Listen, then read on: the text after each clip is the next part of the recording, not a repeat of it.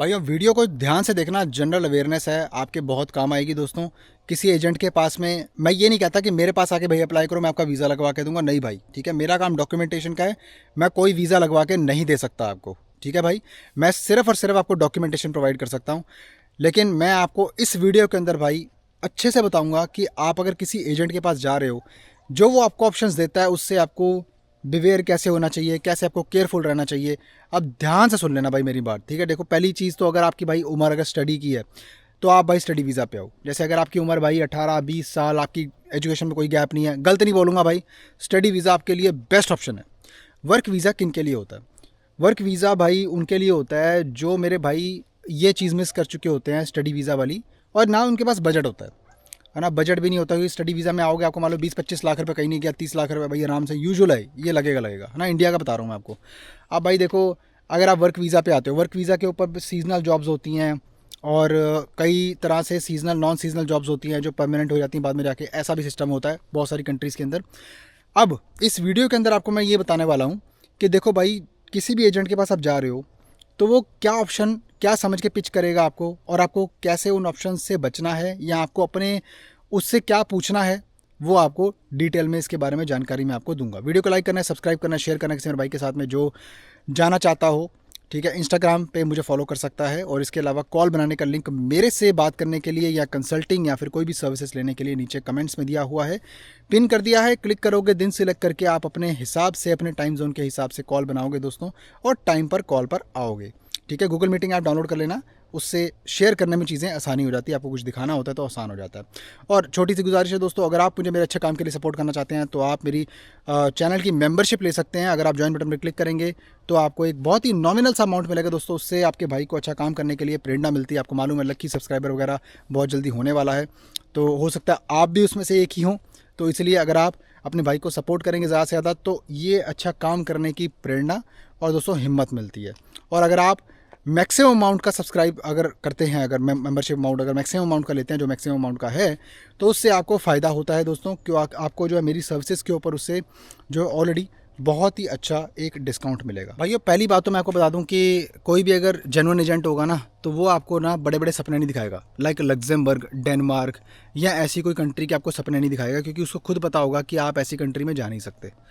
तो उसका क्या उद्देश्य होता है कि सिर्फ़ और सिर्फ चंद पैसे आपसे कमा लेने, 50,000 रुपये, 1 लाख रुपये, तो उसके हिसाब से ही आपको वो अपना रेट बताएगा। और ऐसे उसने बड़े सारे क्लाइंट पकड़े होते हैं, जिससे कि वो एक बहुत मोटा एक इंटरेस्ट रेट या फिर वो पैसे को रीयूज़ करके कहीं पैसा कमा सके, और बाद में 1 साल बीत जाने के बाद में थोड़ा बहुत रिफ़ंड करना स्टार्ट करे लोगों का। तो ये एक स्कीम चलती है एजेंटों के बीच में, ये बहुत ही कॉमन चीज़ है।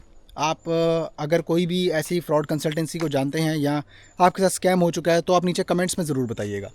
अब इसके अलावा बात करेंगे दोस्तों उन एजेंट्स की जो अच्छा काम तो कर रहे हैं, वीज़ा भी लग रहा है लोगों का, लेकिन प्रॉब्लम क्या है कि वो लोगों को ऐसी कंट्रीज़ में भेजने का वादा कर रहे हैं जहाँ पर सिर्फ़ और सिर्फ वीज़ा ही आपको मिलेगा, काम वाम नहीं मिलेगा। काम मिलता भी है तो कुछ टाइम काम करोगे और आपकी ज़िंदगी बद से बदतर हो जाएगी। बताता हूँ आपको, ये कंट्रीज़ मैंने पिछली वीडियो में भी अपनी जो है डिस्कस की थी, तो मैं एक बार ये फॉलोअप वीडियो इसके बारे में थोड़ा सा आपको जानकारी डिटेल में देना चाहूँगा दोस्तों। इन कंट्रीज़ के अंदर रोमानिया, बुल्गारिया और ये क्रोशिया, माल्टा, ये जो कंट्रीज़ हैं, देखो आपको लगता होगा ये इजी शेंगन के लिए गेटवेज़ हैं, शेंगन के अंदर आप आ जाओगे तो पीआर हो जाएगी, बल्ले बल्ले दूसरी कंट्री मूव हो जाओगे। नहीं दोस्तों, मेरे एक भाई के साथ में ऐसा भी हुआ था कि उसको बिला फुसला के भाई कैसे भी करके माल्टा भेज तो दिया। माल्टा आने के बाद में बेचारा वहाँ पे फंस के रह गया, क्योंकि टीआरसी, क्योंकि वो भाई आया था कोई लैंग्वेज कोर्स या कोई पता नहीं स्टूडेंट वीज़े के चक्कर में आया था। तो आने के बाद में खर्चा तो टोटल उसका 8-9 लाख रुपए तक हो गया। अब भाई आने के बाद में उधर टीआरसी के चक्कर में फंस गया वो, क्योंकि उतना ही पैसा उसको दिखाना था टीआरसी बनवाने के लिए। उसके बाद में जॉब उसको मिल नहीं रही थी, और जॉब मिलती नहीं, आपको मालूम है बहुत ही मुश्किल है, जॉब नहीं मिलती है ना। तो उन कंट्रीज़ के अंदर तो छोटे छोटे आइलैंड है वो, उनका क्रोशिया भी आइलैंड है, माल्टा भी आइलैंड है, ठीक है। तो उन कंट्रीज़ के अंदर देखो कोई फ़ायदा नहीं है ब्रदर। आप अगर ये सोच रहे हो कि भाई मैं वहाँ जाऊँ और वहाँ जाकर मैं शेंगन में पहुँच जाऊँगा, शेंगन में तो ज़रूर आप आ जाओगे, लेकिन क्या आपको ये मालूम है कि आप उस टीआरसी के ऊपर दूसरी शेंगन कंट्री में काम नहीं कर सकते? और जब एक कंट्री में आप रहते हो ना, तो वो कंट्री आपके घर के समान होती है, ये बात आपको मालूम होनी चाहिए। जैसे आप क्रोशिया चले जाते हो, क्रोशिया के अंदर आपको डिलीवरी की जॉब पे तो वैसे ही आपको वीज़ा नहीं मिलेगा, ठीक है। अगर आप मान लो कंस्ट्रक्शन की जॉब पे चले जाते हो, भाई क्या आपकी हालत होगी, क्या दुर्गति होगी, क्या आप खुद सोचो भाई, आप वो काम कर लोगे जिसने वो काम पहले किया ही नहीं। क्योंकि ये देखो बहुत ही अनकॉमन है, ऐसा नहीं है कि भाई हर बंदा जो है वो कोई मिस्त्री है, राजमिस्त्री है जो भाई मेरी वीडियो देख रहा है। आप कोई प्रोफेशनल भी हो सकते हैं, आप कोई आईटी प्रोफेशनल होंगे, या आप कोई ऑफिस में बैठने वाले काम कर रहे होंगे, या आप कुक हो सकते हैं, कोई कुछ भी हो सकते हैं आप, है ना। तो मैं एक जनरल इन्फॉर्मेशन के तौर पे आपको बताना चाहूँगा कि आपकी जो टीआरसी है ना, वो आपके एम्प्लॉयर से बाउंड हो जाती है। अब भाई वो आपको अपनी मर्ज़ी से भगाएगा, नचाएगा, दौड़ाएगा उंगलियों पे भाई, जैसे मर्जी। इन कंट्रीज़ के अंदर अगर आपका वीज़ा लग गया, पहुँच गए, अब मान लो भाई 1 महीने के बाद आपको एम्प्लॉयर ने निकाल दिया। गारंटियाँ भाई देने को 100 गारंटियाँ भाई देखो कोई भी दे सकता है, ठीक है। तो 100 गारंटियाँ कोई भी दे सकता है, वो गारंटी एक्चुअल में कब काम करेगी और कब काम नहीं करेगी आपको पता नहीं लगेगा। क्योंकि गारंटी सिर्फ इसी चीज़ की होती है कि आप वहाँ पहुँच जाओगे, ठीक है। ये वही है, ठीक है। वहाँ पहुँच गए आप, वहाँ पहुँचने के बाद में एम्प्लॉयर ने निकाल दिया, फिर किस चीज़ की गारंटी? फिर तो ख़त्म, पैसा भी गया और आपका टाइम भी बर्बाद हो गया। अब क्या करना है आपको, फिर वो आपको देखना पड़ेगा। You are on your own, किसी और कंट्री में आप नहीं जा सकते, सच्चाई बता रहा हूँ आपको। देखो पुर्तगाल में पेपर बंद है, स्पेन के अंदर अब लोग बोलेंगे भाई स्पेन के अंदर आ जाओ, एम्पेद्रोनमेंट करवा दो, है ना, ये वो सब बेकार के भाई वो चक्कर हैं, उनमें मत पड़ो, ठीक है। वहाँ पर जाकर भी अगर आपको जलालत जो है फेस करनी पड़ेगी, खज्जल हो जाओगे, अगर आपकी पूरी ज़िंदगी बर्बाद हो जाएगी भाई, कोई फ़ायदा नहीं है भाई। ये देखो कोई स्किल्ड प्रोफेशनल के लिए ये कोई शोभा नहीं देता ये काम।